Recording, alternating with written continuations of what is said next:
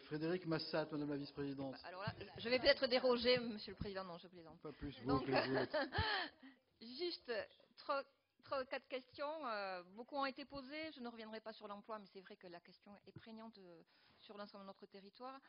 Actuellement, l'article 3310 du Code des postes et des télécommunications prévoit que le ministre chargé des communications électroniques peut imposer à tout opérateur de soumettre ses installations, réseaux ou services à un contrôle de leur sécurité en désignant notamment un organisme qualifié qui serait une autorité indépendante, ou notamment la vôtre, pour le faire. Le texte de loi existe actuellement. Il prévoit même que le contrôle peut être à la charge de l'opérateur. Vous nous avez dit tout à l'heure avoir donné un avis favorable au décret.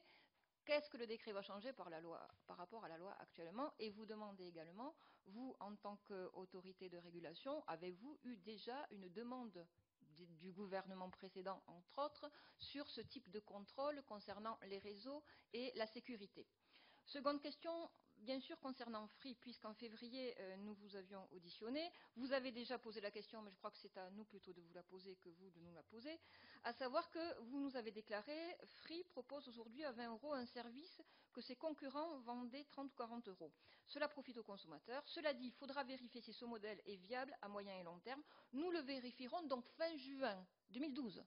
Fin juin 2012 ayant sonné, Monsieur le Président, pouvez-vous nous dire quelles sont vos conclusions? Ça a été déjà posé par rapport aux obligations et aux engagements de Free. Concernant la mutualisation, vous nous en avez déjà parlé la dernière fois, comme étant très favorable à la mutualisation, notamment sur les zones rurales. Moi, je pose la question, pourquoi uniquement sur les zones rurales? Ne peut-on pas avoir des perspectives de mutualisation sur tout le territoire, puisque d'autres pays, notamment en Europe, sont bien en avance sur ces thématiques? Et pour reprendre également ce qui a été évoqué par Jacqueline Maquet, aujourd'hui, un certain nombre d'associations d'élus proposent la création d'une agence nationale de péréquation des réseaux de communication électronique qui permettrait effectivement de lisser sur l'ensemble du territoire non seulement les investissements, mais également la gestion.